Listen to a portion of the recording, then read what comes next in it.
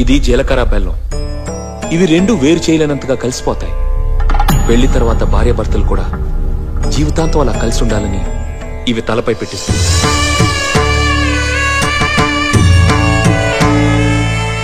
ఇది మంగళసూత్రం. మంగళం అంటే పవిత్రత, సూత్రం అంటే తాడు. ఇది మెడలో పడగానే పెళ్లి అగ్ని కంటే పవిత్రం అవుతుంది. పుట్టింటికెళ్తే అత్తారింటిని, అత్తారింటికెళ్తే పుట్టింటిని మర్చిపోకూడదనే 2 బొట్లున్న తాళిని మెడలో కట్టిస్తారు. తలంబ్రాలంటే తలపై నుండి రాలిపడేవి. ఆ ఇంట్లో సిరి సంపదలు కూడా అలా వచ్చి పడాలనే తలంబ్రాలు పోయిస్తారు.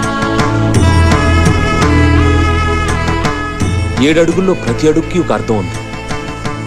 ఒకరి వెంట ఒకరు 7 అడుగులు నడిచి 6వ ప్రాణంగా 5వ తనాన్ని మూటగట్టుకొని 4 దిక్కుల సాక్షిగా 3 ముళ్ల బంధంతో 2 జీవితాలు ఒకటయ్యేదే పెళ్ళంటే.